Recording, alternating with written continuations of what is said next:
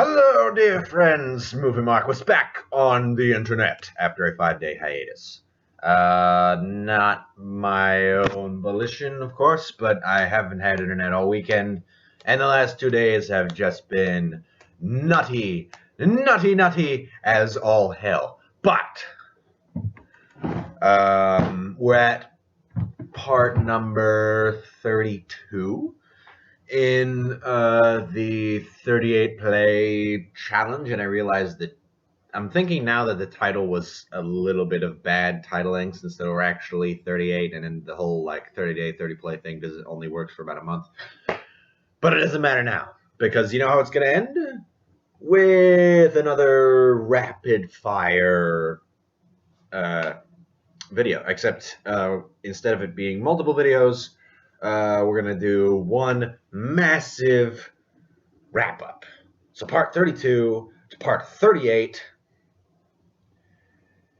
And I realized there's two more plays in this book that I'm using, but they were not exclusively written by Shakespeare. So we're just going to omit All Is True and The Two Noble Kinsmen for the sake of this massive wrap-up video. And at the end of it, I'm just going to just update you on some stuff that's coming in on the channel. But without further ado, let's begin this. Number 32. All's well that ends well. Signor Parolis. Virginity being blown down, man will be quicklier blown up. Marry, in blowing him down again, with the breach ourselves made, you lose your city. It is not politic in the commonwealth of nature to preserve virginity. Loss of virginity is rational increase, and there was never virgin got till virginity was first lost. That you are made of its metal is metal to make virgins. Virginity, by being once lost, may be 10 times found. By being ever kept, it is ever lost. 'Tis too cold a companion. Away with it. Number 33. Pericles, Prince of Tyre. Playing Pericles, Prince of Tyre. Why should this change of thoughts, the sad companion, dull-eyed melancholy, be my so used a guest as not an hour? In the day's glorious walk, or peaceful night, the tomb where grief should sleep can breed me quiet. Here pleasures court mine eyes, and mine eyes shun them, and danger, which I feared, is at Antioch, whose aim seems far too short to hit me here. Yet neither pleasure's art can joy my spirits. Nor yet the other's distance comfort me than it is thus. The passions of the mind that have their first conception of misdread have after nourishment and life by care, and what was first but fear what might be done grows elder now and cares it be not done. And so with me, the great Antiochus gainst whom I am too little to contend, since he's so great, can make his will act, will think me speaking, though I swear to silence. Nor boots it me to say I honor him, if he suspect I may dishonor him, and what may make him blush his being known.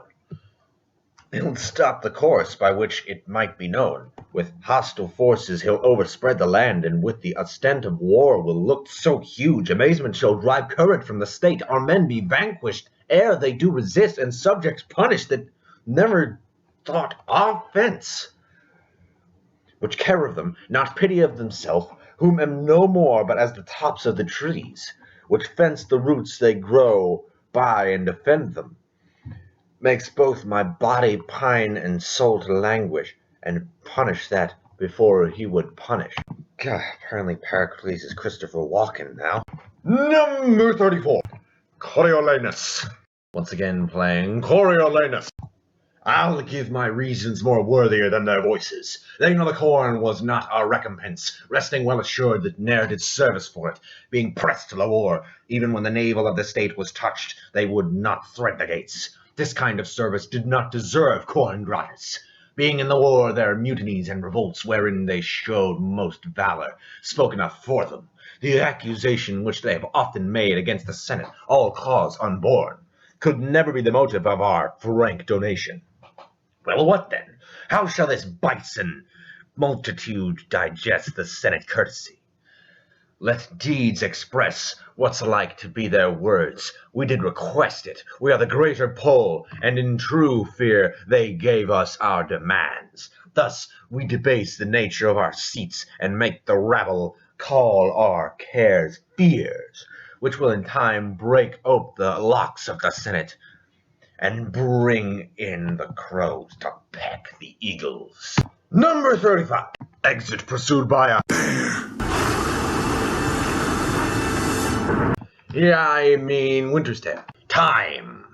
I that please come. Try all, both joy and terror, of good and both, that makes and unfolds error. Now take upon me, in the name of time, to use my wings, impute it not crime.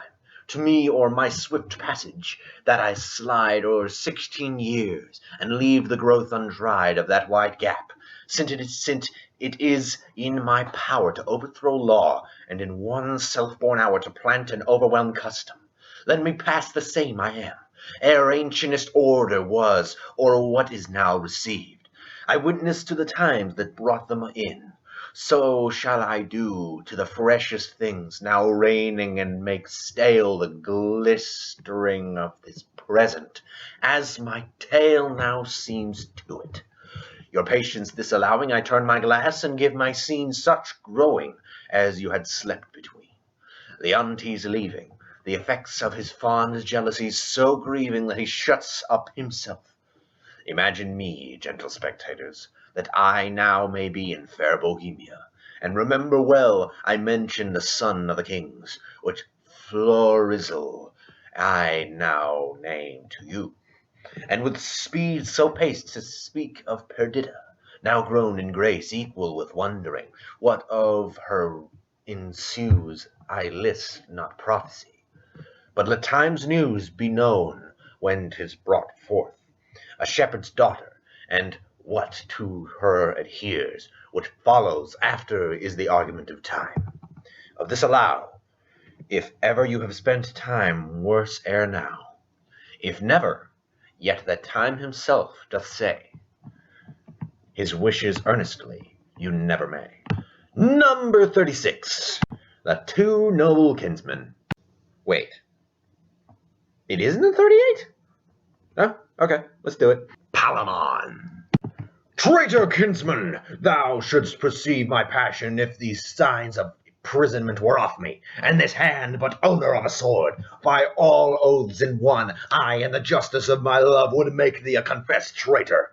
O thou most perfidious, that ever gently looked, the voidest of honor that e'er bore gentle token, falsest cousin that ever blood made kin, callest thou her thine? I'll prove it in my shackles with these hands, void of appointment, that thou liest and art a very thief in love, a chaffy lord, not worth the name of a villain. Had I a sword, and not these house clogs, away! Number 37. Cymbeline, King of Britain. Posthumous. Is there no way for men to be, but women must be half-workers? We are all bastards. All. And that most venerable man which I did call my father was I know not where, when I was stamped. Some coiner with his tools made me a counterfeit, yet my mother seemed the Dian of that time. So doth my wife, the non-pariah of this. Oh, vengeance, vengeance! Me of my lawful pleasure she restrained, and prayed me oft forbearance. Did it with a pudency so rosy, the sweet view on it might well have warmed old Saturn, that I thought her as chaste as unsunned snow. Oh, all the devils, this yellow Iachimo, in an hour, was it not? Or less at first, perchance he spoke not, but like a full acorn boar, a German one, cried, "Oh!" and mounted, found no opposition but what he looked for should oppose, and she should from encounter guard, could I find out the woman's part in me. For there's no motion that tends to vice in man, but I affirm it is the woman's part. Be it lying, note it, the woman's flattering, hers, deceiving, hers, lust and rank thoughts, hers, revenges, hers, ambitions, covetings, changes of pride, disdain, lie, nice longings, slanders, mutability, all faults that man may name, nay, that hell knows why hers in part of all, but rather all, for even to vice they are not constant, but are changing still, one vice but of a minute old for one, not half so old as that. I'll write against them, detest them, curse them, yet 'tis greater skill in a true hate to pray they have their will. The very devils cannot plague them better. Hell hath no fury like Posthumus scorned. And now the ending that you all know is the ending, so I'm just gonna get right into it. Our revels now are ended. These are actors, as I foretold you. We're all spirits, and are melted into air, into thin air. And like the baseless fabric of this vision, the cloud-capped towers, the gorgeous palaces, the solemn temples, yea, the great globe itself, yea, all which it inherits shall dissolve, and like this insubstantial pageant faded, leave not a rack behind. We are such stuff as dreams are made on, and our little life is rounded with a sleep. 38. In 38 days.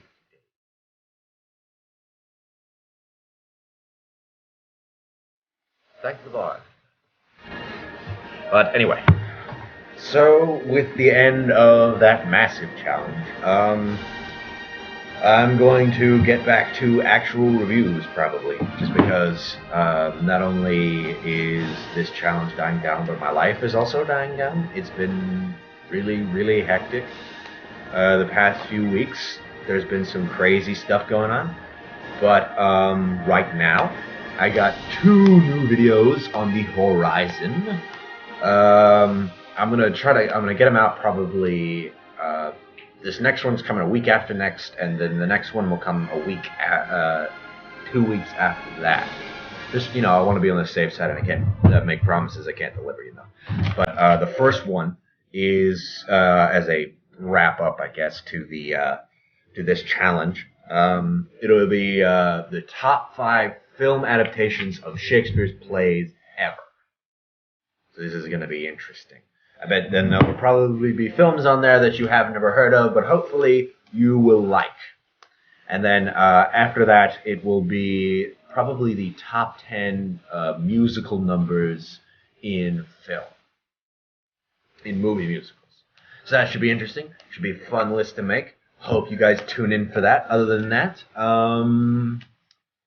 that's the end of the challenge and the video. And one final thing. Take this challenge, if you like. I mean, you can do these same speeches. You can pick different monologues. Just learn about Shakespeare. Do it however you want. That's up to you. But I would humbly suggest, if you're not versed in him yet, you're missing out. So get on it. Anyway, hooray for Hollywood, and take care. I'll see you guys a week from now.